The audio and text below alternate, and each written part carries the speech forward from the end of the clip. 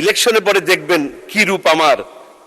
তিনি একটি শব্দ বলেছেন, তিনি বলেছেন জাউরা রূপ দেখবেন আমার। মাননীয় স্পিকার, এটা হয়তো অসংসদীয়, এই জন্য আমি এটা বললাম না।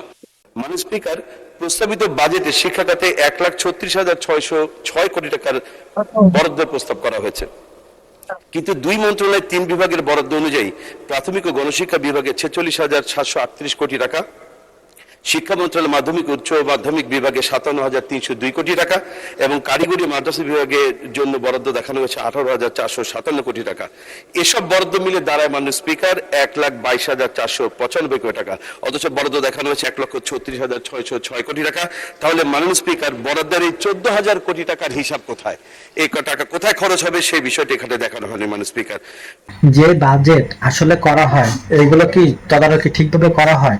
তো এখানে মাত্র 1400 কোটি টাকার কথা বলা হচ্ছে। আসলে এরকম হাজার হাজার কোটি টাকা দেখা যাচ্ছে বাজেটে প্রস্তাব করা হয়, ঠিক আছে, কিন্তু সেগুলো তদারকি ঠিকভাবে না করার কারণে এই টাকাগুলো আসলে কি হচ্ছে বা কোথায় যাচ্ছে কেউ জানতে পারে না কিন্তু, ঠিক আছে। তো এইগুলো কারা করবে? মাননীয় স্পিকার, আমাদের মাননীয় অর্থমন্ত্রী তার বাজেট বক্তৃতা জুলাই গণ অভ্যুত্থানের চেতনা বাস্তবায়নের কথা বললেও আমরা দেখতে পাই মাঠ পর্যায়ে বিএনপির অনেক কাজই জুলাই স্পিরিটের সঙ্গে মেলে না। মাননীয় স্পিকার, এখানে জমি দখল, অফিস দখল, বেপরোয়া চাঁদাবাজি চলছে। জুলাই স্পিরিটের বিরুদ্ধে বিএনপি যা করছে তার মধ্যে উল্লেখযোগ্য হলো যে ইতিমধ্যে তারা 56টি উপজেলায় জেলা পরিষদের প্রশাসকের নামে অগণতান্ত্রিক ভাবে নির্বাচনে পরাজিত কিছু ব্যক্তিদেরকে তারা দায়িত্ব দিয়েছে। একই সাথে মাননীয় স্পিকার, গত 11 জুন সরকার দেশের 8টি নগর উন্নয়ন কর্তৃপক্ষের 1 বছরের জন্য চুক্তিভিত্তিক বিএনপি দলীয় কিছু নেতাকর্মীদেরকে সেখানে নিয়োগ দেওয়া হয়েছে। তাহলে জুলাই স্পিরিটের যে মূল চেতনা ছিল রাষ্ট্র সংস্কার, রাষ্ট্র মেরামতের, সেই চেতনা কোথায়? মাননীয় স্পিকার, বিএনপি শুধুমাত্র জুলাই স্পিরিটের সঙ্গেই চেতনা বিরোধী কাজ করছে না, বরং তাদের ঘোষিত 31 দফার বিরুদ্ধেও তার অবস্থান নিয়েছে। মাননীয় স্পিকার, এই জায়গায় একটু কথা বলি, জুলাই যোদ্ধা আসলে কারা? জুলাই যোদ্ধা, ঠিক আছে, এটা কিন্তু এখনো সরকার নিশ্চিত করে কোনো ডকুমেন্ট বা কিছু করে নাই। তো যা দেখাচ্ছে কি বিএনপির বেশি এখন নাম উঠে গেছে, ঠিক আছে, তালিকায় জুলাই যোদ্ধাদের। তো যারা যোদ্ধা করছে তাদের নাম কিন্তু এখন তালিকায় খুব খুব কম সংখ্যক, ঠিক আছে। আর বিভিন্ন জায়গার নেতাকর্মী বা যারা আছে এই লিস্টে সব এরাই হচ্ছে জুলাই যোদ্ধা এখন, ঠিক আছে।